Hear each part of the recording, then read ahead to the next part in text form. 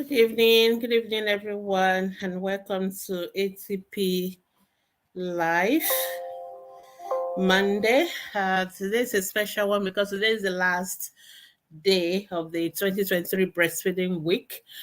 So this is a last opportunity for you all to ask any questions you may have about breastfeeding, and we'll try and answer them in the next 1 hour.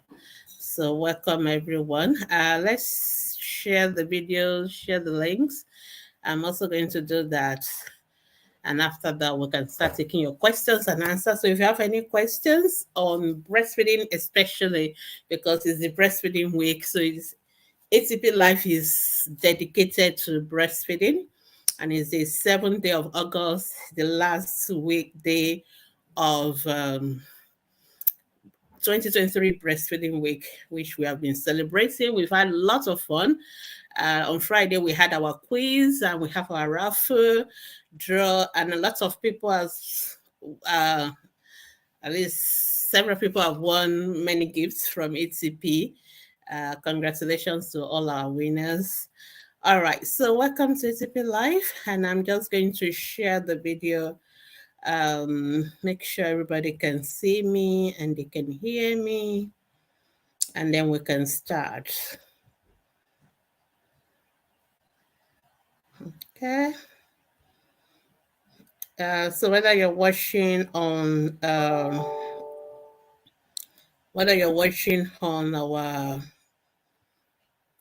page or our Facebook group or YouTube channel or Instagram, feel free to drop your questions and we'll try and answer them as soon as we can.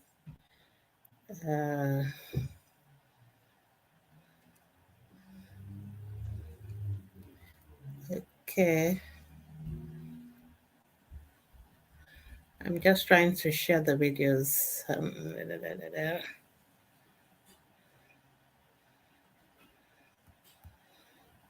But you can start to drop your own questions while you're waiting for me to share. Feel free to drop your questions.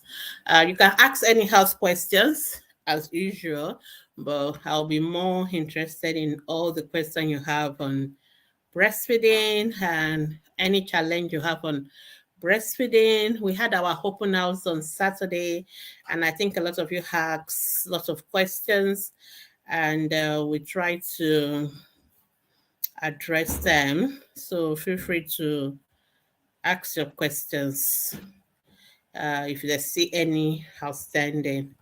Okay, I think I'm almost done. I just want to make sure they are all pinned and I can start taking your question and answer. If you have not done our breastfeeding quiz, you are welcome to still do it, even though we're not going to give you any prize for doing it now, but at least you can see how much of what you can test your own knowledge of breastfeeding, how much you know, and I think that's a good thing for you to practice with. So it is still open. I think as at the time we did the main quiz, about 245 people did it within 30 minutes, and which is quite good. Right. Okay.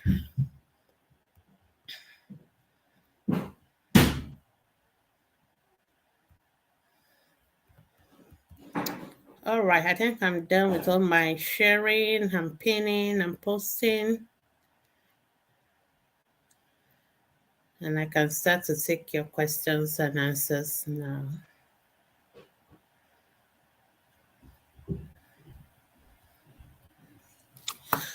All right, so welcome everyone to ATP Live Monday. Feel free to ask any question that you have about the, okay, it's all pinned. Feel free to ask any question that you have about breastfeeding, about the health of your children, and we'll try and answer them. I can see a lot of people on Facebook. Good evening, good evening. Good evening, lots of good evenings, good evenings. Okay, all right. Instagram, lots of you also there. Yeah, somebody Good evening, all of you. Thank you so much for joining us. Hello, Ma, Regent Zadiola. I say thank you for coming to Aromi community in Ondo State. Okay, thank you so much. Really appreciate it. Yeah, okay, that's our regents. Okay, yeah, I remember. Thank you so much. Yeah, that was a while ago. I remember now. Okay, nice to meet you here on Instagram. Uh, it was nice to be in your community, and thank you for the warm welcome you gave to us when we came to your community. All right, so let's start. I think we'll start with Instagram.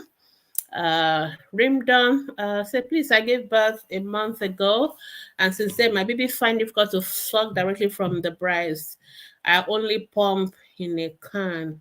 Please, what can I do? Okay. Thank you so much for your question, Rimdon. You gave birth a month ago. Okay, so that's quite a while. I'm not sure whether you watch any of our breastfeeding videos. If you have not, I'm going to encourage you to do that because we have lots of resources on breastfeeding, and breastfeeding should be established within the first hour. And if a child is not ill, for many reasons, children could be ill. There's no reason why that child should not be able to suck. So sucking is one of the most basic reflex that babies are born with. So most babies, even if you don't do anything, if you just put them on the mother's chest or abdomen, they will find their way to the breast, attach themselves to the breast, and start sucking. So usually children that struggle to start sucking as birth are usually children who have some health issues. Maybe they were born too early, they were premature, or they are too they didn't cry at birth, they have birth asphyxia, or they have sepsis, or they have health issues. Otherwise, there's no reason why a child should not suck at birth. And so if a child has health issues, the pediatricians will be part of it and they should be managing your baby. And one of the signs that a child is recovering is the fact that the child will start to suck directly from the breast. So if your child doesn't have health issues, then the issue that may have caused that is poor attachment of the baby to the breast. So if your baby is not, the breastfeeding is not just science, it's also an art. You have to, sometimes some mothers need help to initiate breastfeeding, especially the latching aspect to attach the baby to the breast, because it's so important that your baby is well attached to the breast. If your baby is not attached to the breast, then the baby won't be able to suck properly. And so that's where our breastfeeding videos come in, because it shows you how to properly attach your baby to the breast. The major mistake most mothers make is um using the nipple, putting the baby to suck on the nipple instead of sucking on the areola part, which is the dark part beyond the nipple. So you have to make sure everything is in the mouth. So if you are doing that and your baby is still not sucking, then there's something wrong. There's an health issue, and you have to see a pediatrician so that they can help you with that. And hopefully, once your baby is better, then your baby could start sucking directly from the breast. Okay. Okay, you say your baby had jaundice. Okay, so you were in the hospital, your baby had jaundice. What was the emergency? Because you say you were in the hospital for 1 week because of emergency. Is it the jaundice as the emergency? Um, so if your baby has severe jaundice and that's why your baby did not suck, now that the baby is now well, then there's no reason why the baby should not suck. So you just need to make sure you put the baby properly to the breast, attach the baby properly to the breast, and then your baby should be able to suck. So you may have to go back to the hospital, see your pediatrician, let them help you get that process. So you don't have to keep expressing. You should make sure you properly attach your baby to the breast first. Especially when your baby is hungry, that's the best time to try that attachment, so that when your baby attached, the baby will suck. You can always stop up if you think your baby is not getting enough or you have excess. You can still give by cup and spoon, and as much as possible, don't give bottle, because a lot of you go to do bottle feeding, but that could also cause a problem we call nipple confusion. So the baby is being presented with two different nipples, the breast milk, the breast and the bottle. And most time the bottle has a big teat with a big hole inside. So most time the baby doesn't have to suck. The milk is just rushing through their mouth. So most of the time, the babies will go for the breast milk from the bottle because it's less effort. Whereas from the breast, they have to suck it out. So those are the two major issues that may result in a child not sucking. So it's either the child is ill or you have created what we call nipple confusion, and the baby is now opting for bottle feeding instead of breastfeeding. But you can still correct it, and the solution is still to put the baby back to the breast, properly latching the baby to the breast and making sure that the baby suck on the breast. If you need help, you can see your pediatrician, you can see your nurses, midwives, you can see lactation specialists, consultants. They can also help you with that. But the earlier your baby starts sucking, the best for the baby. And it also helps your milk to flow more, because the sucking of the baby on the breast releases what we call some hormones, and those hormones are very important in milk production and milk flow. So the more the baby suck, the more the milk will flow. All right. So let's go to the second question. Have from Mrs. Simon at good evening. Do I have to be on any prenatal since I'm still breastfeeding? So the word prenatal means something you take before you are pregnant or before you have your baby. So, but then they are all just multivitamins and iron supplements, and all those names are just marketing gimmicks. So you can always take multivitamins, iron supplements when you're breastfeeding as well, because your baby still need those vitamins. If you are eating well as well, you can get it from your food. Eat a lot of vegetables, fruits, drink a lot of water, you'll be fine. But if you are not sure of how much of your vitamins you are getting in your body, then it's okay for you to take multivitamins and iron supplement. It doesn't have to be any particular brand or called prenatal and all that. No, there's nothing spectacular about any of those drugs. All right. Okay, one more question from Instagram, then we go to Facebook. Emirad Artistic, good evening. How best can I help my baby from biting me when sucking? Okay, sorry about that, but some babies do it as fun. They just, sometimes when they are going through the teething phase, so they just want to bite on something. They are not trying to be malicious or wicked to you. Sometimes they just think it's fun, it's funny. So you see that they will bite you and then they will look at your face, whether you react. Or sometimes it is just that teething, that urge to bite on something. So what I normally tell mothers is that if your baby bites you when breastfeeding, you can stop breastfeeding, remove the breast from the baby's mouth, give baby a few minutes or so to realize that biting is not allowed, then you can breastfeed again. Usually, sometimes they get the message. If the child is going through a teething phase, you can buy them a teeter. Teeters are like soft toys that you can easily wash, sterilize, that baby can put in their mouth and bite on, so that they get, they have something to bite on instead of biting on the breast and using the breast as their teeter. So those are the ways you can do it. All right. So you said your first daughter didn't bite you. Okay, but your son is biting. Children are different, so you can never know. Everybody is different. So that's what you can do through that phase. All right. Okay. Let's go to Facebook. Instagram, I'm coming back. Don't go away. Somebody say, good, thank you, doctors of ATP and grammar knowledge resources. Thank you. Somebody say, what should be done to a baby of about 3 years who have smelly discharge in a private part? So if your child has any discharge whatsoever, you have to take that child to the hospital. A doctor needs to see the child. We need to examine the child. If it's a discharge, they may want to take part of that discharge, send it to the laboratory to know what is the germ causing the discharge, and that may help us to know. Sometimes it could be a bacteria, it could be a fungal infection, and then based on whatever it is, we can decide what is the appropriate treatment, and that is what you need to do. But more importantly, prevention is key. For children around this age, the most common cause of such discharge is not sexual abuse, because that is where the mind of most mothers go to when they see a child who is having vaginal discharge and all that.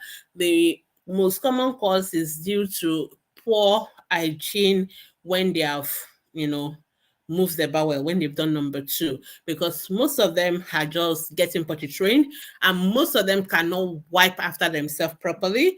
And even some adults don't even do it properly. You should wipe from the front to the back and not the other way around.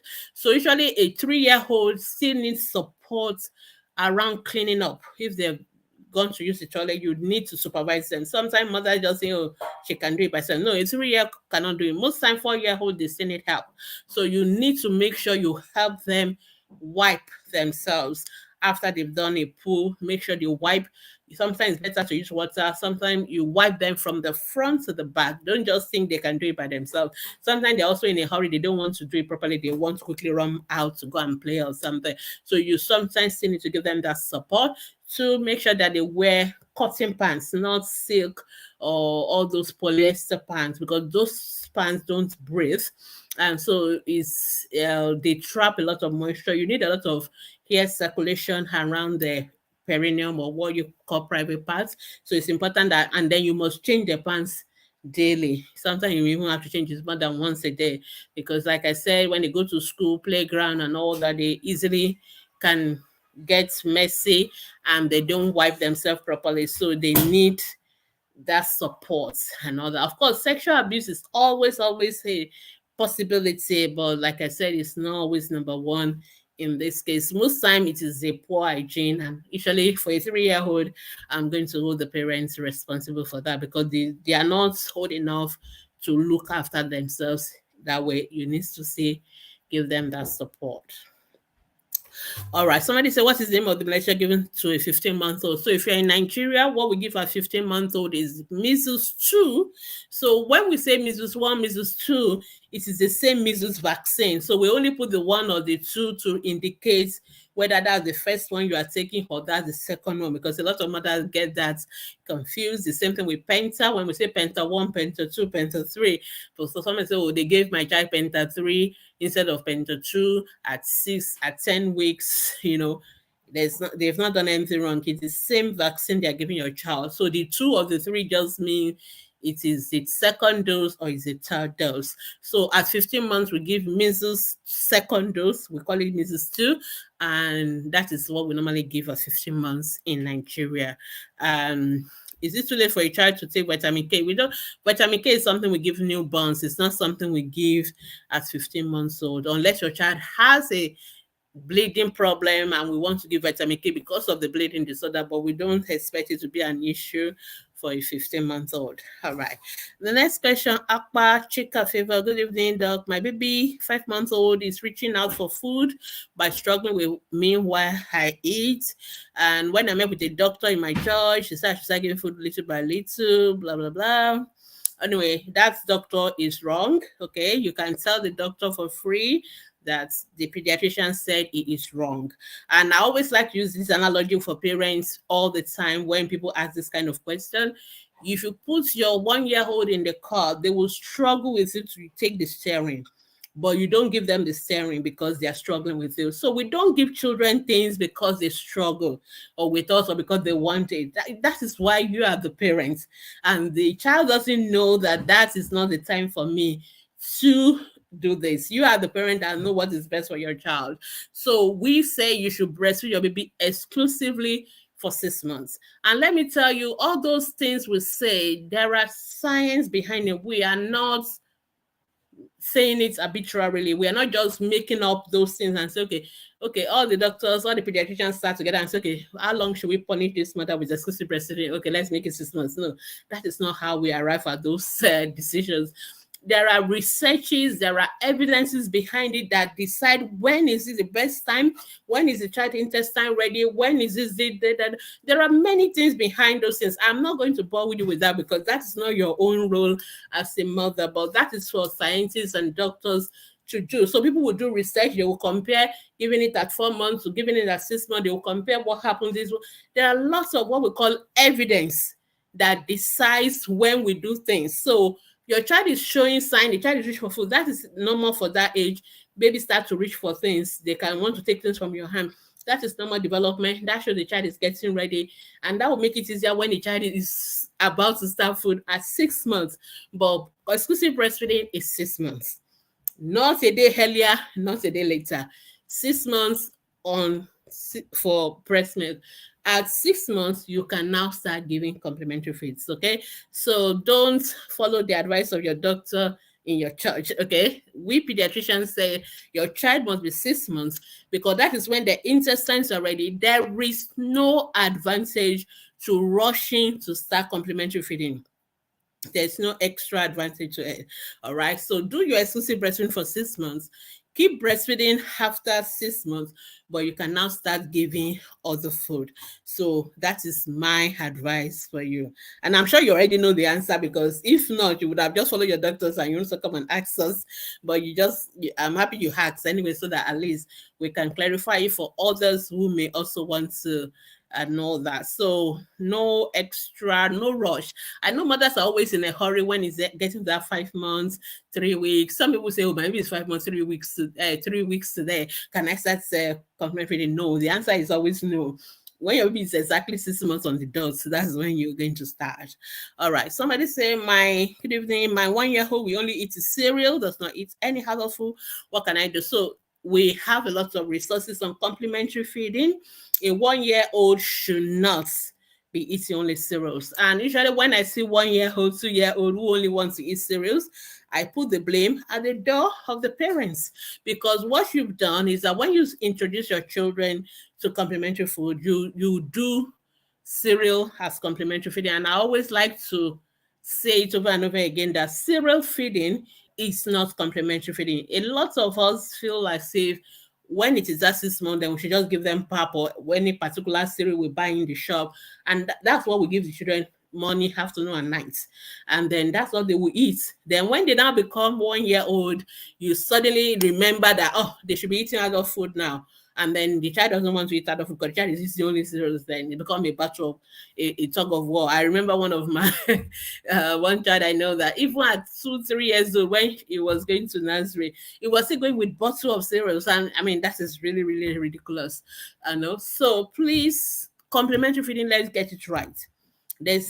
Your child needs to eat, and there are different kind of cereals. You don't ever need to buy any of the one in the store, but cereal is just carbohydrates, and it's not the only food this child should be eating. And I always like to say there's no food you're eating that your child cannot eat, even from 6 months old.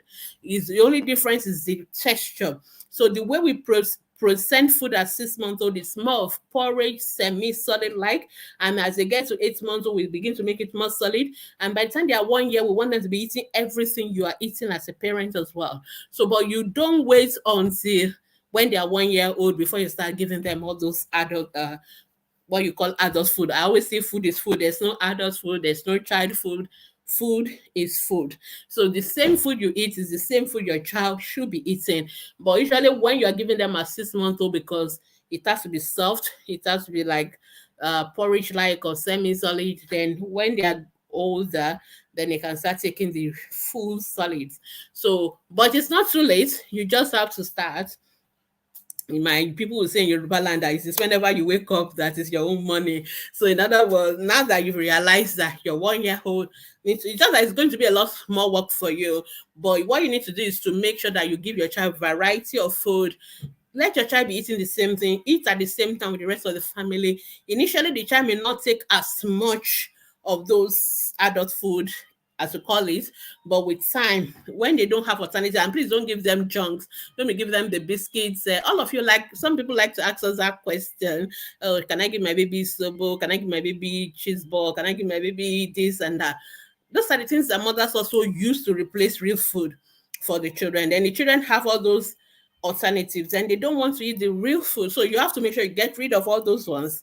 You can give fruits as your snacks, but you have to make sure that the child eats the normal food. All right. You just have to be patient and persistent. If you need more information, we have a podcast on whichever channel you're watching us now. There's a podcast on complementary feeding. We have our guide too on complementary feeding. We have lots of videos like this on complementary feeding. So I want you to watch all of them, read all the articles, watch all the videos, and be patient and just keep doing it. And eventually the child will get there when it's a patience thing, so persistence, but it's not going to happen in one day. It would have been easier if you have started giving them all those food even from that 6-7 months, then it won't be new to them now. But if you are very comfortable just giving only cereals when they are 6, 7, 8, 9 months, then they're not just suddenly going to jump to the adult football. You can still do it with a lot of support. You will get there. Okay, somebody saying must every child be given vitamin K at birth? Yes, every child should be given vitamin K at birth because newborn babies don't have vitamin K. We produce our vitamin K. There are what we call flora bacteria in our intestine, and they produce vitamin K for us. But newborn babies, they don't have that. So, and vitamin K is very important for clotting. So if you bleed, you don't keep bleeding forever because all the vitamin K and the clotting factors, they work together and they create what we call a clot and block the blood vessels so your bleeding will stop.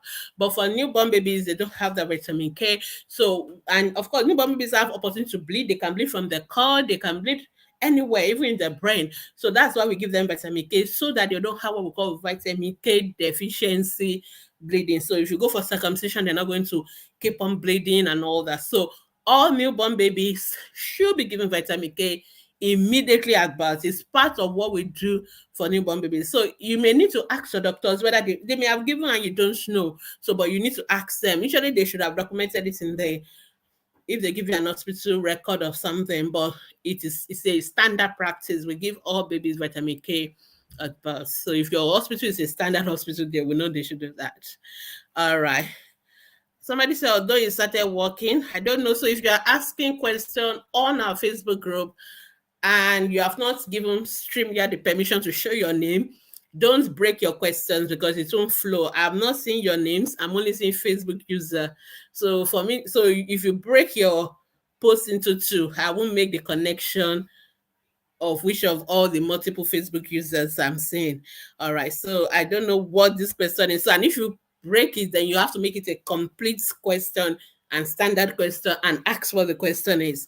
So if you say he started walking, he stands while holding things, he's very active, I'm still not sure what that information is or what you want me to do with that information, and I don't have the age of the child, so it's disjointed, so I can't even know what to do with that. So I'll just take that as information and nothing for me to do on it. All right, so let me just go back to Instagram before Instagram people get upset. Okay, Jiba Studio. Hello, ma'am. How can I treat hard cough? I don't know what you mean by hard cough.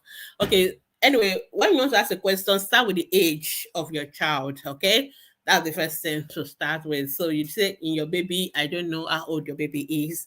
I need the age of the baby to be able to give you an advice. We don't recommend cough syrup at all. We don't even recommend it, whether it works or not. It's not the issue. We don't recommend cough syrup, especially in infants. So I'm not sure which of the age group your baby is. So if you are still listening, feel free to repost that question. Okay, I think that's all on Instagram. Go back to Facebook. Due to some unforeseen circumstances, I could not breastfeed my baby.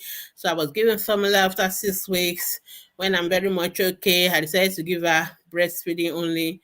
Does it make any sense at all, or I'm just punishing? Of course, it makes sense. You can always start to breastfeed your baby at any point in time. Okay, so you can still breastfeed your baby, and breastfeeding is not punishing anyone. Breastfeeding has a lot of advantages, which I'm sure you must have had during this breastfeeding week. If you have not, I did a ATP hour on breastfeeding last week Thursday. Please listen to it. You know why it's important that you breastfeed your baby. So breastfeeding is just not a faction. It's not just something the pediatricians love and they just like to punish all the mothers by insisting that they should breastfeed their baby.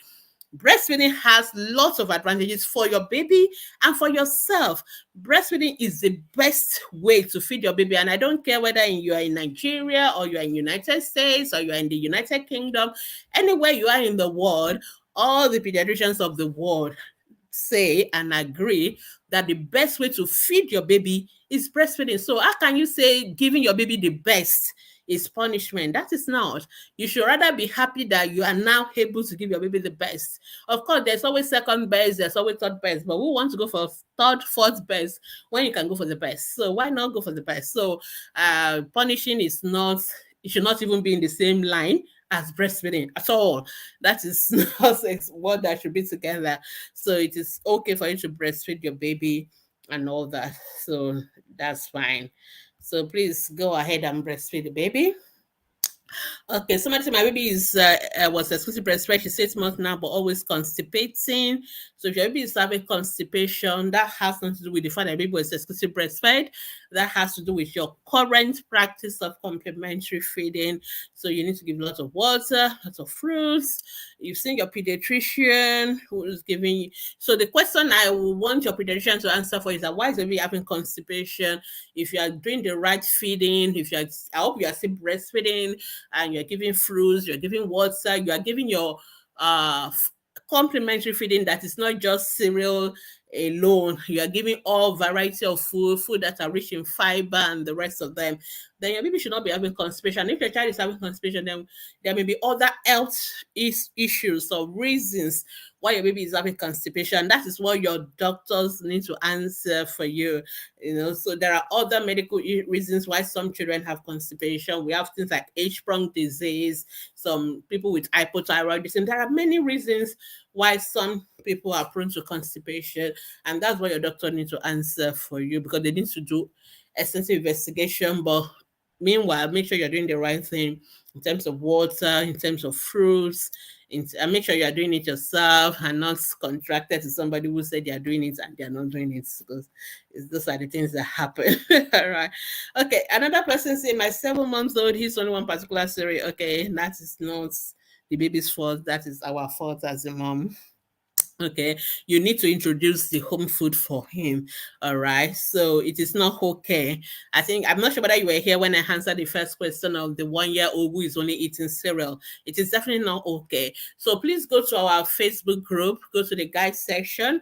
We have a guide too on complementary feeding, where you can also download the Birth and Beyond app, and that app also has all those videos on infant feeding or complementary feeding. You need to watch those videos, and if you watch those videos, one of the things I want mothers always take notes in that particular video, in all those videos, that you will never see them use anything from the can or from the tin. Any of these series that you mothers always talk about that you buy for your babies, you will never see any of them in those videos. They use food that you have in your kitchen. So everything you need to feed your 7 months old, your 8 months old, your 1-year-old is in your kitchen. It's the same food you eat. It's the same yam. It's the same rice. It's the same beans. It's the same potato. It's the same meat, fish, egg. All those fruits, all those banana, apple, everything. You need to understand that concept of complementary feeding is about giving your child different classes of food mixed together. We have the concept what we call food plates. Today is about breastfeeding, so I shouldn't be going detail into complementary feeding. But if you understand that concept, then you will realize why it is a punishment for you to just be giving your baby cereal and milk, because that is just only 2 out of about 6 classes of food that your baby should be taking. So there should be a section for protein, and the protein can be animal protein like fish, egg, crayfish, whatever, or meat or chicken, different kind. Or it could be plant protein like your beans, like your melon, like your granules, and all those peas and all that. Then there should be a section for your fat. There should be a section for your welfare food, your fruits and your vegetables. You need to make sure all these things are there on your child's plate at every point in time. We want 4 of them, not just 1. And there's no way you're going to achieve that giving your baby only one particular kind of cereal. That's not going to work. It's the same way people always do: pap, pap, pap, pap, everything's pap. No, that's not complementary feeding. I think we've done that. We've put a flyer out on our Facebook page and Instagram to say pap feeding is not complementary feeding. There's more to complementary feeding than just pap and milk or cereal and milk. Every other thing should be part of it as well. And then there should be variety. So it should not be pap morning, afternoon, and night. So if you decide to do pap in the morning, it could be rice, or it could be potato or yam, mashed with crayfish and mashed with some little bit of vegetable cut into it. You have to experiment. You have to try different things. And luckily, there are a lot of groups or pages on Facebook, Instagram that does all this baby food thing, and they give you recipes. And I usually don't give recipes. I don't give you timetable. I teach you the principles, because I'm a Yoruba woman, so I would do amala, I would do ewedu and all that. That is my local food. Somebody else who in another culture may decide to do apple or something. That is, but it's still the same principle. It's still the same carbohydrate and some veggies and the meats and all that. So, but you can now make up what works for you, and you can work out the kind of food you eat and work it out into the variety that you can give your child. So instead of saying, oh, they've said this is the we must give this in the morning, we must give, no, there's no law, there's no magic timetable. You have to decide. I know it's easier for moms for us to just pick up something from the pantry, pour it into the cup, add water, mix it, and give. It's very easy. Whereas if you have to cook, you have to think, you have to buy it, you have to go to the kitchen. It's not that easy, but that is the best thing for your child, and you can do it. All right, you can, because they don't eat a lot anyway, but you can do it if you plan to do it, and you can work around it as well. Okay, so I hope that's helpful. Great, thank you. Real food is a deal. Yes, real food. There's even no abnormal food. There's no fake food. Food is food. The point I'm making is that mothers, we always think there's a particular food for our baby and there's a particular food for the rest of the family. There's nothing like that. All our food, your baby can eat it.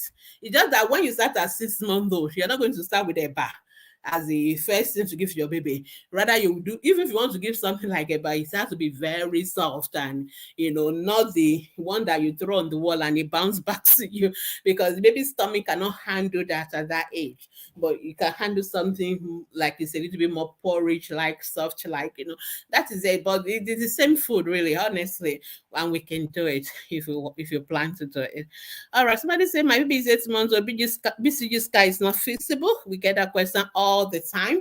So yes, so let me start by giving a background. When the BCG vaccine is a vaccine we give at birth to babies to protect against tuberculosis, especially those of you who live in Nigeria, who live in sub-Saharan Africa, or places where tuberculosis is endemic.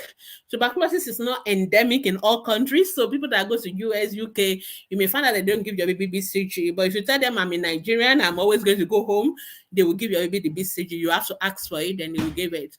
So in other places, they give it to the teenagers because that is when they are exposed to tuberculosis. So vaccine schedule vary from country to country depending on what conditions are prevalent in that country. So in Nigeria, tuberculosis is endemic. It's one of our most common diseases. So we give all our children BCG at birth. And when you give BCG at birth, one of the signs by which we, the pediatricians, we know that BCG is working, or it has produce the effects we want, is that there should be a scar. So let me quickly back up and say that when we give your child a vaccine, we call it vaccination. That does not mean your child has been protected. That is just an injection given to your baby's body. But your child's body has to respond to that injection and produce what we call antibodies. And it is those antibodies that now protect your baby. And that is when your baby is actually immunized. Immunized is when your baby actually has the protection. Vaccination is just the getting the vaccine into the body. So one of the signs that we know that the baby has responded to that BCG in vaccination is we see a scar, usually at 6 weeks. So when you go for your 6 weeks immunization, we check for the BCG scars. I know some places don't do, but ideally they should check for it. So most babies will have the BCG scar. And even if you go abroad anywhere, they will always check, because that's their own way of also confirming that you actually had a BCG immunization and your body responded to it. So it's always good to know that you have a BCG scar and your baby has a BCG scar. And usually you can always check it on the arm where the baby was given the BCG. If your baby does not have a BCG scar, no problem. What we need to do is to confirm through another means whether your baby actually has developed a response to the BCG vaccine or not. So we need to confirm that. And how do we confirm that? We do what we call a Mantle test. So we give your baby another form of BCG or a part of the tuberculosis that has been prepared in the lab in a way, because the idea of immunization is that when you are not exposed to that particular disease, you produce a response that fights that particular organism. So what we do in man test is that we introduce that organism to the baby, but not the whole organism, not the one that will cause the tuberculosis disease. We just introduce a part of it, an antigen or just a little bit of it, and put it in the child's body and see whether the child responds to that. So most time the children will respond. We'll read up the mantle. If it is showing response that we expect for a child has been immunized to BCG, we will not do anything for that, and that is all. But if there's no response, then we need to repeat the BCG vaccine. But to be sure, before we give the BCG vaccine, we need to be sure that your child does not have tuberculosis already. So because like I said, tuberculosis is endemic in Nigeria. So the only way we can check your child has not had the tuberculosis is to do test for tuberculosis. So usually we do a chest X-ray. Sometimes there are some other tests we are doing now that are not as cumbersome. So if we confirm that the child does not have tuberculosis already, then we can give the BCG vaccine. So that's what we do. So what you need to do, go back to your doctors, tell them, let them do the mantle test. If your child responds well, that's fine. You can relax. Your child has been immunized even though there's no BCG scar. But if your child did not give a response that we expect or is subnormal, then we'll have to give your child immunization again after we have confirmed. So this is not something you can do in the health center. You have to go to either a general hospital or a teaching hospital, because health center, they don't have that capacity to be able to do all this. All right. Okay. Oh, this person with vitamin K, wahala. What is this with your vitamin K? Okay, yeah, vitamin K is given at birth. I think I'm clear. I don't think they give it to my baby. Okay. Don't worry. Vitamin K is not like an immunization. It's something they give to your baby in the delivery room. So you need to ask. You need to ask your doctors. You need to ask. If you don't ask, you won't know. But it is not a problem anymore for your baby. If your baby has escaped, your baby does not have any bleeding problem, you don't need to worry about it. You know, it's already over. The idea is that we don't want your baby to have any bleeding issues in the newborn period, depending when the time starts to produce his or her own vitamin K. So if your baby is 8 months old already, your baby will be producing his own vitamin K now. So there's no need to give vitamin K injection again. So it was for that 1 month when the baby does not have his own vitamin K that we give the vitamin K injection. All right. So I think you should relax. Don't worry about it anymore. All right. Okay. Let me go back to Instagram, and I think some question dropping while I was. Okay, Gbab say your baby is 9 months old. Okay, so for a 9 month old, we don't want cough syrup. So what you want to do is to know why is your baby having cough.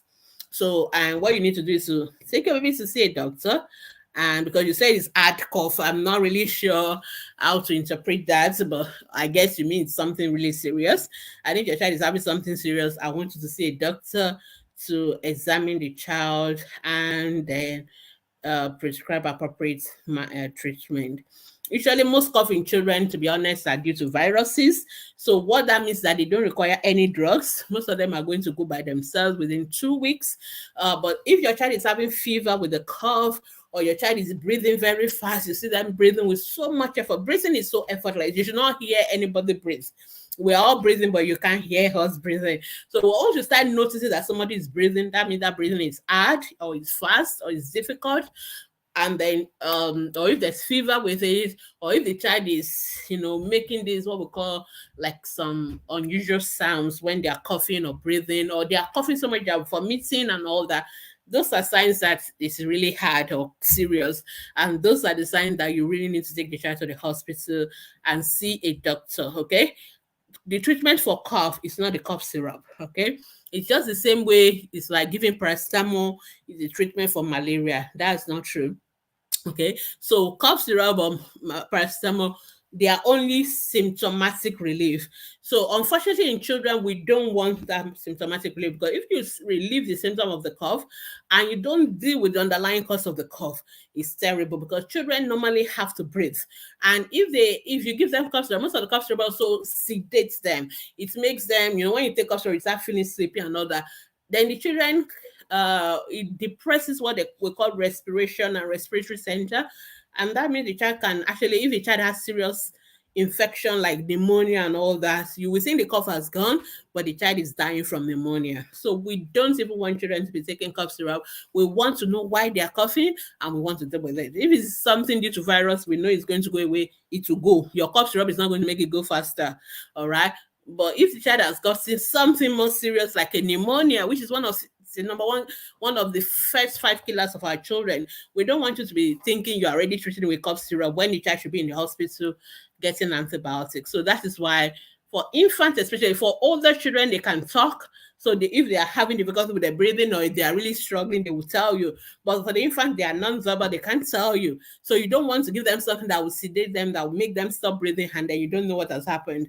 So no cough syrup, take them to the hospital, let them get proper evaluation and treatment by the doctors. Okay. When Ola said, can my baby use Gbemisola powder for what? For itch rashes. I am not always comfortable with mothers telling me this is itch rash, because every rash is itch rashes to many mothers.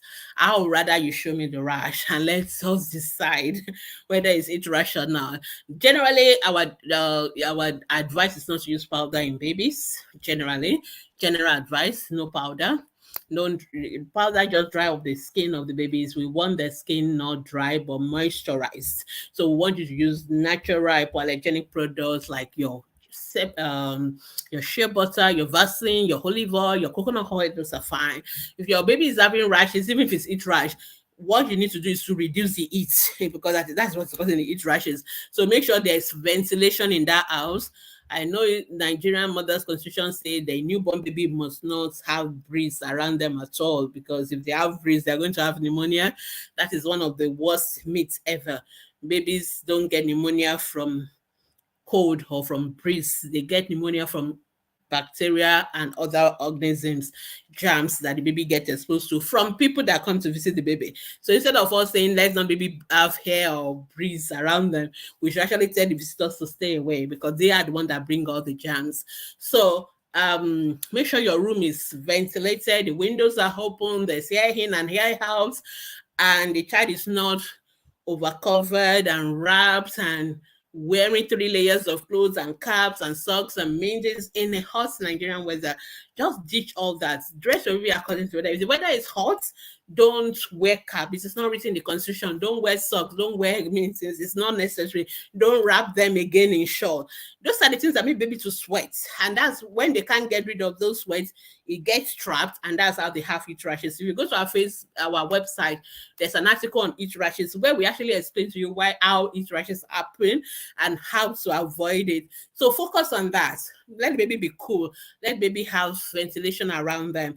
Dress them light cotton wears if the weather is hot. Of course, if the weather is cold, as a sensible mother, then you can wear more layers and socks and all those things. But if not, most of the time when Nigeria weather is hot, there's really no reason why we should still cover our newborns so much. So that is the primary thing to do. We allow you to use some what we call cool itch rashes powder that don't have like menthol inside, something that is hot and all that. So you can use that if it is really itch rash. But more importantly, focus on preventing the itch rash. And please let a health professional see your baby and agree with you that it's itch rash, because sometimes babies have a lot of rashes. Okay, some of those rashes are normal rashes. In other words, they don't cause any harm to the baby. They are going to go by themselves, and they are not itch rashes. Okay, because if your baby does not have itch rash and you are using a powder that has chlorhexidine, that has something else inside, your baby can react to that. Then you are going to have other kind of rashes, and then we'll have to deal with that again, which is allergic form of rashes. So I'm always very careful before telling mothers to use powder or use anything. I always want to make sure I'm very sure myself what exactly that baby has. So it doesn't mean I don't trust mothers, but sometimes things look alike to mothers. Everything is heat rash. I can't tell you how many times people will tell me, oh, I think my baby has heat rashes. And the only way they know that it's not heat rash is because it will refuse to go, even though they've used all the rashes powder in the world, it's not going. Then I don't think it's with rashes, or the baby start changing color. So it's always best to have a professional opinion before. The best thing you can do for rashes is not to do anything sometimes, actually, because some rashes, if you don't do anything, they will just go by themselves. But if you do some things, you cause more problem, and then we're going to now have to deal with the other problem that has been caused by. So if you are not sure, the best option is do nothing, and then wait until you go to the hospital to see your doctors and ask them. So nothing will happen if you do nothing. That's the honest truth. Okay, it can only get the same, or it can even just clear. But if you focus on preventing, making sure the baby is cool and all that, then the heat rashes will just go by itself. It's just that, it's as simple as that. All right. Okay, let me go on. Oh, my time is running now. I have to rush. Show me for King. Show me for King is the most consistent Instagram, ACP Life Instagram attendee. Let me put it that way. Always there every evening. Well done. Thank you for your consistency. Say my 2-year-old does not like soup. What kind of soup? Because there are plenty soup in Nigeria. She just wants to swallow without soup. So I don't know which soup. Is it something? I hope you're not giving the baby something too peppery, too spicy. Children don't like all those spicy stuff. And there's really no calories in them as well. So try different things. Babies tend to like all these green soup, like draw soup, and something that doesn't have too much of pepper and all those things in them. So you may want to try different things. I'm in Nigeria and we have plenty soup. So you have to decide if it's the stew kind of pepper stew and all this. Most of the children don't like it. So, but if you do something like your draw soup, like ogbono, like okra, like ewedu and all that, then put your little fish inside and all those things. Most of them, they love that. So just experiment and you will figure it out. And you don't need to know why. You also don't like some things and there's no explanation for it. It's just we're all different, and I may not like something. Doesn't mean there's anything wrong with me. So that is just your baby. Doesn't like it, doesn't like it. Find something that he likes and experiment with that. It will be fine. Okay, Ebony Blackie, what can you do about a 10-year-old who has body odor? So make sure the child has a bath. Is it a boy or a girl? You have to be very specific. Make sure they have that age. They go around, they play, they sweat a lot. That will make them to smell. So when they come back from school, let them have a bath. There's nothing wrong with them using deodorants at that age as well. Sometimes it could also be the early sign of puberty. They start having all these what we call androgens. That's why I'm asking for the age of the child. So sometimes those hormones also sometimes make them to have strong odor. Not that they're having body odor, just that you can smell a little bit more. From 10-year-old, they start having onset of puberty, and that is normal. So you just hygiene, deodorants and all that should be take care of most of it. If you are doing all that and it is really something of an issue, then you may want to see a pediatrician. Just be sure there's nothing else going on that we need to deal with. That's all. All right. How can I make my baby sleep independently? She's 19 months old. Okay, it's too late now. You should have started that earlier, but it's still not too late. Anyway, what I'm trying to say is that we should start. If we have a lot of, if you go on our Facebook group, we have a booklet on sleep hygiene, and I think I'll recommend you go through it. And I think some of our posts on sleep hygiene, we need to start introducing sleep hygiene early. And one of the things you don't do for your children is to having to do something before they sleep, rocking them and all that, backing them before they sleep. It is wrong. You should have stopped that in 6 months. So you let the baby fall asleep on their own, in their home bed, in their own cot. So, but unfortunately, most time we want them to fall asleep when we want them to fall asleep, and you rock and do all those things.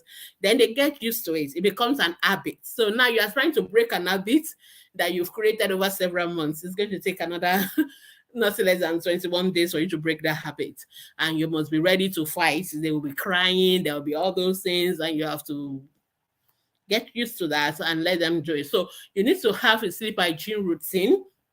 So maybe if your baby is going to sleep by 7 or 8, maybe from 5 or 6 you start putting them winding down gradually. Okay, you may have some rituals. Maybe they're going to have a bath, they're going to have a book reading, it's going to be lights out, all the devices are off, and all those things. And then gradually the baby gets on the bed and they sleep, and you sit. You can sit next to them, sit in the room, and watch them sleep.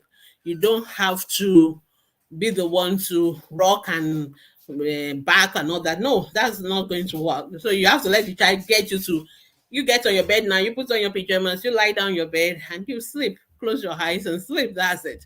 So initially, it's not going to be easy because your child is used to all those other things, but you have to create a different routine, a different hygiene. And for those who are having new babies now, this is the best time for you to learn this. Don't always make your baby to fall asleep in your arms, in you rocking them. I'm not saying don't carry your baby or don't pet them, but make sure that when they're about to sleep, let them learn to fall asleep on their own bed by themselves.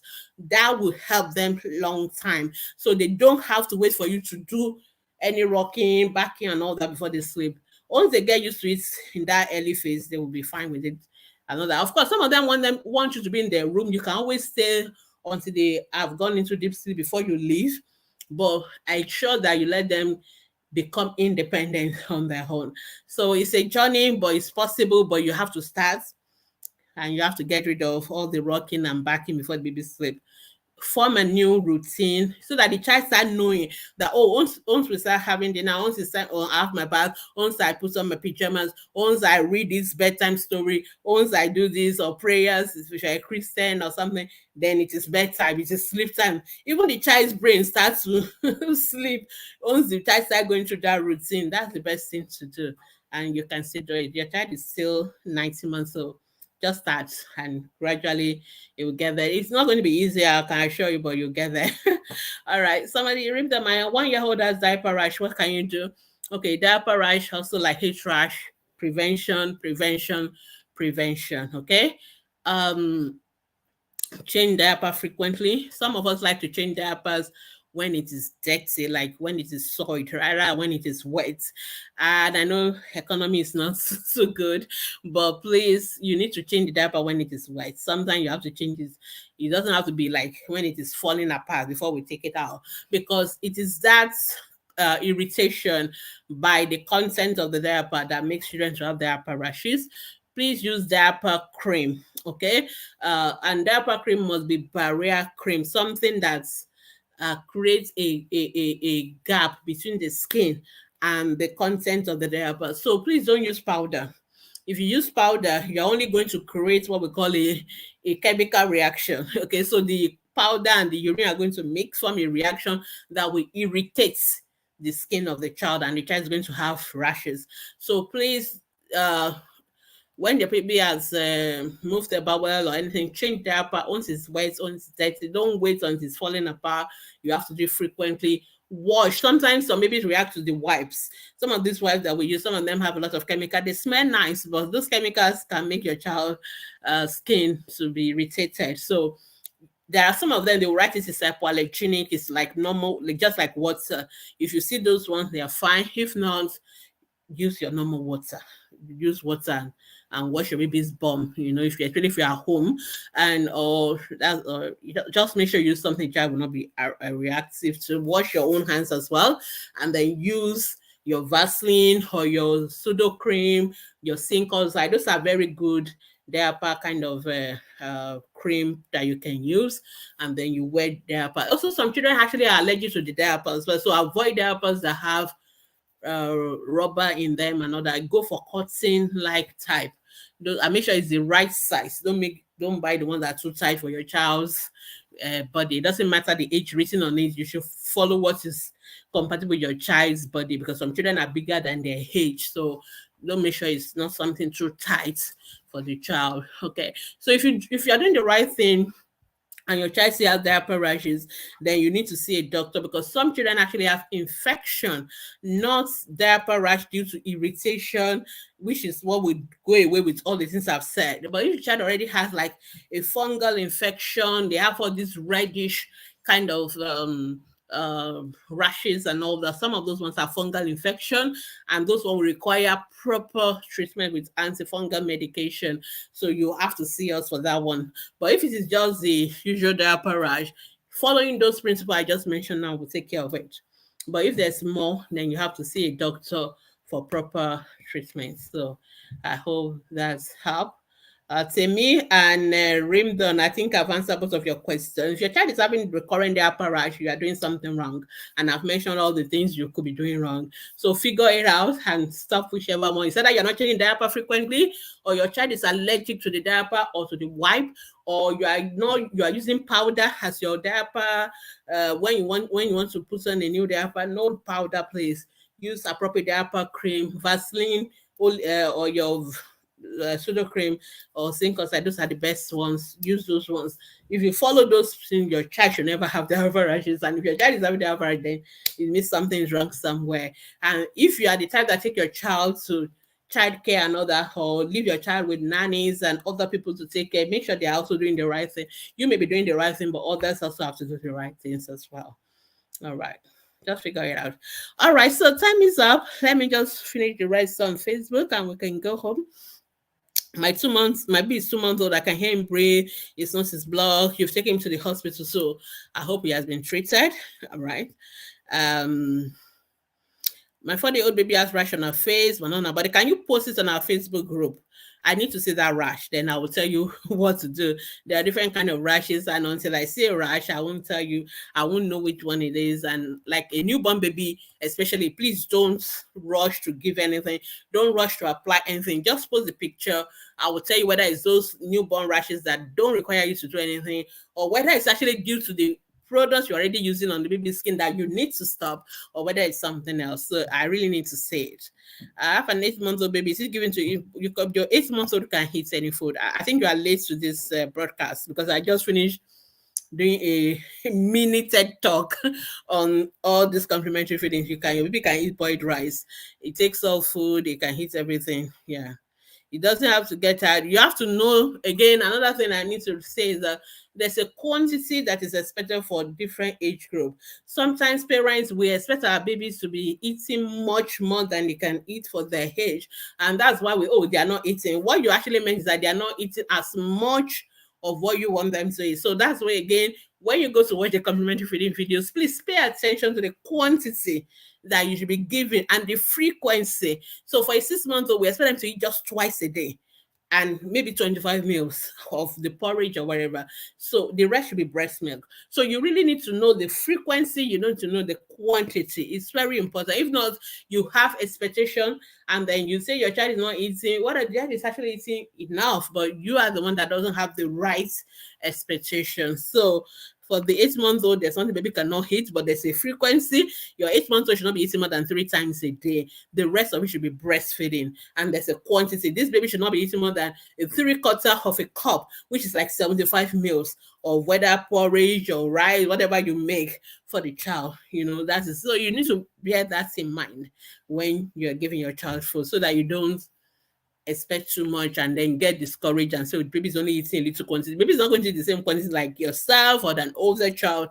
There's a quantity that is appropriate for an 8-month-old. And remember that baby should still be on breast milk because complementary feeding is breast milk and other food. We don't expect you to stop breastfeeding and give only the complementary food or the solids. It should be both of them together. So that's why it's important. Must adenoid be operated in children? No, not every adenoid is operated. So how old is your child? Always put the age of your child in every question. It is almost impossible for a pediatrician to answer a question that doesn't have an age because when it comes to children, they are all different. So what will worry me in a newborn may not worry me in a 1-year-old, or it may not worry me in a 16-year-old. So if you don't put the age, it's going to be difficult. So for example, adenoids in younger children, 2-year-old, 3-year-old, may not be an issue because we expect that as they get older, the adenoids are going to shrink and the children will not need any surgery. But if it's a child is already 6, 7 years old, past the age where we expect the adenoid to have gotten smaller and stop being a problem, and the child is still having it as a problem, then that is a child that will definitely need surgery. So that is why the age of the child is so key. So you may want to see an ENT doctor so that they can advise you appropriately. And if your doctor already told you that your child needs surgery, then your child needs surgery, especially if it's an ENT doctor that tells you that. So I know some parents don't like the word surgery, but sometimes there's no solution. But sometimes it depends on how bad it is. If your child is having lots of respiratory infections, the child is having what we call obstructive sleep apnea, and the child is stopping to breathe, while sleeping, that's dangerous. So those are the children that we tend to operate. But if the child is just snoring but otherwise okay and all that, we may just, and the child is just 2 years old, 3 years old, we may just watch and wait. So see the specialist. They will tell you which category your child is. Is it the category of a large one that is causing complication that needs to be operated, or is it the category of let's watch and wait? So that's what will determine that. All right, BCG vaccination be given. Yeah, BCG can be given at any time. If you miss your BCG, you can still go for it. Okay. Usually, ideally, we want you to get the BCG at birth, but sometimes, because the BCG vaccine is what we call a multi-dose vaccine. In other words, when we open one, we have to finish it. We cannot take it back. And one may have to be for maybe 20 or 50, I don't know, depending on the type of vial. So because of that, most hospitals cannot afford to open a BCG vaccine for one child, for every child. So they can't open one today and open one tomorrow. It's a waste of vaccine. So what they normally do is to pull the children together. So maybe once in a month, all the children that have been born that month, they come together and they get the BCG vaccine in one day. So if your child is lucky to have been born that day, they are giving the BCG vaccine, your child will get his own that same day. But children that have been born earlier in the month will have to come at 2 weeks or 3 weeks, even sometimes 4 weeks. It is still okay, all right? So it's still always okay to get your BCG vaccine. So that is why sometimes the BCG vaccine is not always given at birth, because it is a dose that have to be open for many children at the same time, not just one child, so that we don't waste it. So that's why. But you can still always go for it. Good evening. Thank you for the lecture. Don't like the lecture today. Okay. My baby just recovered from pneumonia. She lost lots of weight. Should I continue with exclusive breastfeeding? Number one, I'm worried that your baby on exclusive breastfeeding had pneumonia, and that's very, very rare for a baby on exclusive breastfeeding. So, and I hope your exclusive breastfeeding is breast milk only and not water with breast milk, because a lot of mothers say, ask even during this breastfeeding week, and each time I see those questions, it breaks my heart a lot because it shows that all the 8 years of us talking about exclusive breastfeeding, some people are still not getting it. That exclusive breastfeeding means breast milk only. In fact, this is the reason why our breastfeeding rates, our exclusive breastfeeding rate in Nigeria is 17%. So disgraceful statistics. That's a country like Nigeria, Africa, where most of us breastfeed, our exclusive breastfeeding rate is 17. At least as at the last time I checked. I need to check whether it has improved now. That is really, really, really, really bad. And you know why it is that low? Is because most of the mothers actually breastfeed their babies, but we give water. And that immediately is no longer exclusive breastfeeding. Once you give water, even if it's one drop, it is no longer exclusive breastfeeding. And a mother asked me that question last week about, can I give water to my exclusive breastfeeding baby? I'm like, no, that is not exclusive breastfeeding. Exclusive breastfeeding means you are giving only breast milk. I don't know how to translate. I think we need to translate it into local languages so that people will get, because the word exclusive, maybe it's an English word, it's too high fallacy, people don't get it. So when you mean exclusive breastfeeding, we mean breast milk only, nothing else. Okay, so that's what worries me. So your baby is 5 months old and 5 kg. Okay, I think you mean birth weight was 3.4. This baby is still not well though. This baby, a 5-month-old baby, should be weighing nothing less than at least 6 kg. So 5 plus 7, no, 5 plus, no, 7 kg, yeah. So your baby is weighing 5 kilos. I mean, your baby was born big. Your baby was 3.5, but so I'm still worried. I hope you are still going back to the hospital. Please go back to see your pediatrician. Let them be monitoring the baby. Did they tell you why your baby have pneumonia? I hope the baby doesn't have any heart problem and all that. It's very important. I really need to, I know you are just asking about the weight, but the background is so important to me, because that will help me to know, because this is not a typical scenario a child who is had pneumonia, who is not gaining weight, well, there's something else going on. It's not, so to me, it's not just about the food now. There's maybe something else going on.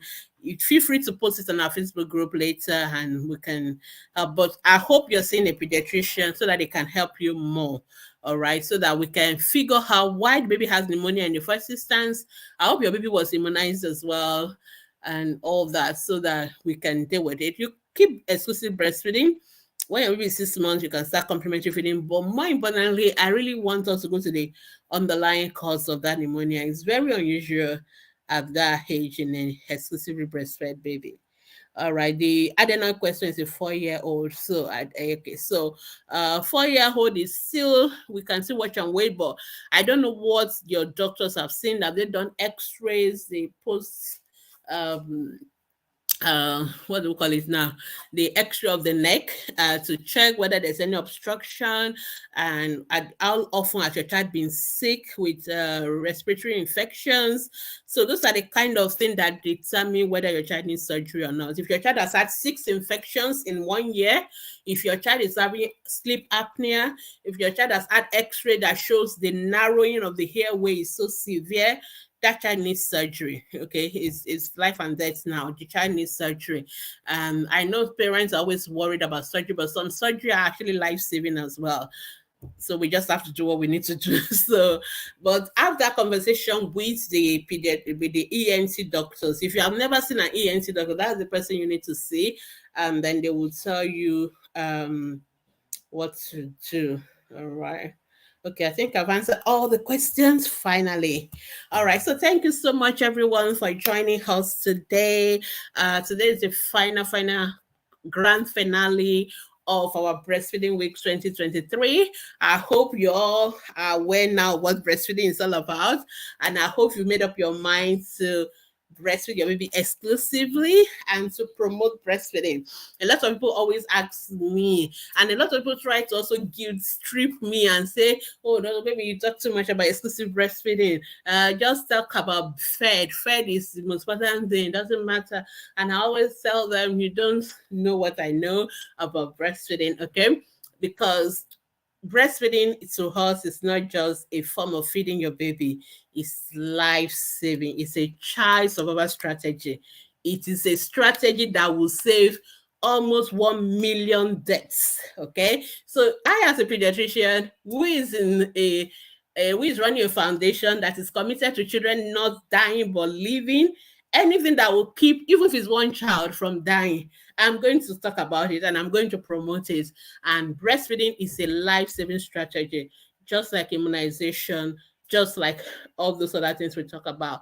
So that is why we have to talk about breastfeeding, and that's why we have to promote it. So when you breastfeed your baby, it is not just about putting food in your tummy of your baby, which is what you can do with the formula as well. But breast milk is about keeping your baby alive. Okay, it's a life-saving strategy, and this is a well-known documented fact. So, and not just for your child, also for you. The longer you breastfeed, the more you're protected from breast cancer. And breastfeeding also protect your baby even as adults. You know, other words, they are protected from all those things like obesity, diabetes, type 2, and all that, even in adulthood. So what you set up for your baby right from infancy will still be helping them even as adults. And also we know that breastfed babies are better IQ scores even than formula fed babies. So there are many advantages to exclusive breastfeeding, but more importantly, we don't want any child to die.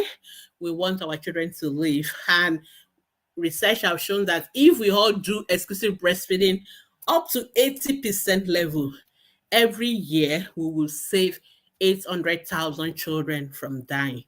Children below the age of 5, 800,000 of them will not die but will live, just by all of us practicing exclusive breastfeeding.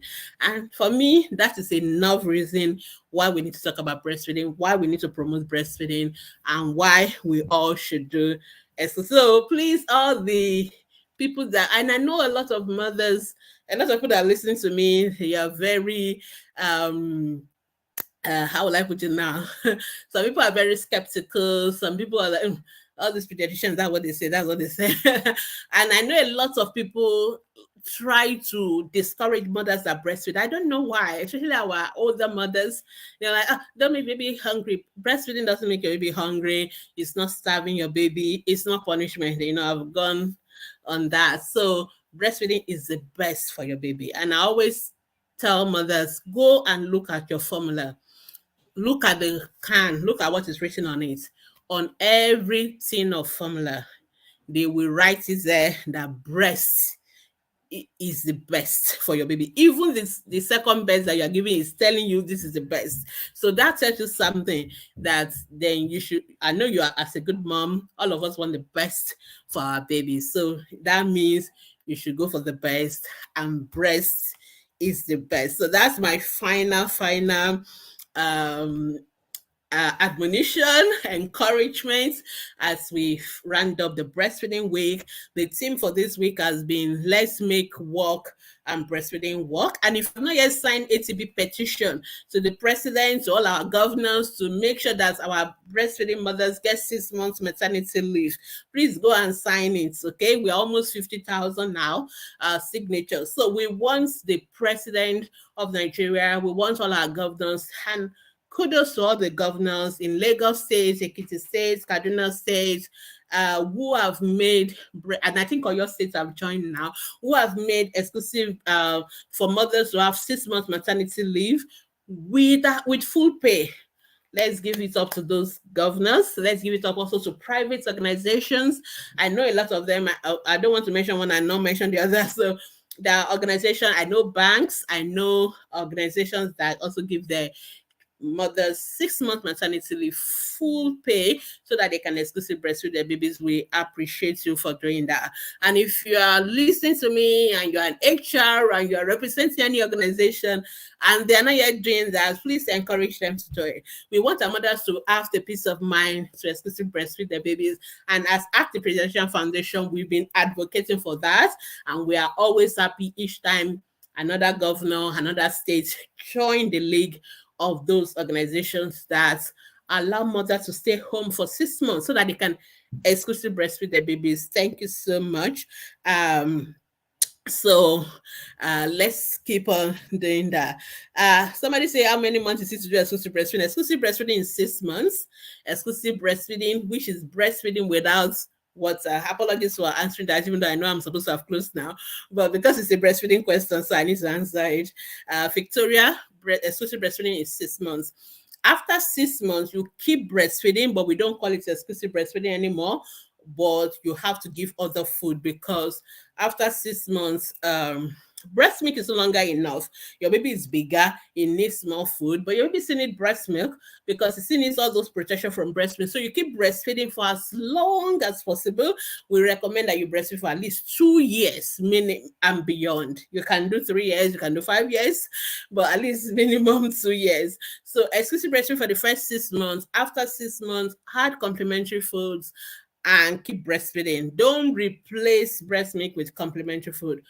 Add the food on top of breastfeeding, and that will help our babies to get well, to grow well. And I love it. I love all the testimony of some of our mothers.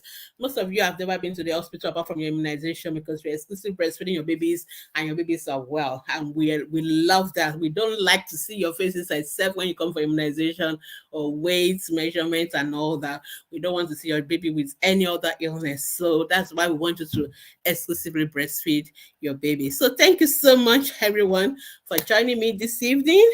I'll see you next year. By God's grace, when we'll be taking another breastfeeding week. First week of August every year is breastfeeding week, and we will still be here by God's grace to keep on promoting breastfeeding. Meanwhile, we'll continue with all the other things we'll talk about. So on Thursday, I'll be doing my ATP hour, and I'll be talking about something else that has to do with the health of our children. I think we've talked about breastfeeding now for 1 week, so we go on to something else. So thank you so much for joining us. If you still have any questions about the health of your children, you know you can always go to Ask the Pediatrician's Facebook group. and post your questions there. Please, it is Mondays to Saturdays. A lot of people will say, ask me every blessed Sunday. I can't post on the group. I'm like, Sundays are no post days. I don't even bother explaining anymore. I'll just say Sundays are no post days because I spend so much energy explaining, oh, it's Monday to Thursday to Friday, Saturdays. Anyway, so you all know now. So thank you so much. But you can post your questions 24 hours, Monday to Saturday. We'll answer it. Sunday, we take a break. We can't answer Instagram. We can't answer your question on Instagram. We're very sorry. You have to find your way to our Facebook group to post your question, because the method which we use, Instagram doesn't work that way. So it's a little bit tricky on Instagram, but feel free to read all our posts on Instagram, all our health education information. Please read them and learn a lot. Go to our website, read all our articles on www.askthepaediatricians.com. Go to our YouTube channel. You can watch all these videos, even down to 8 years ago. You can watch them on our YouTube channel. Thank you so much for joining us, and we'll see you on Thursday. Bye. Bye-bye.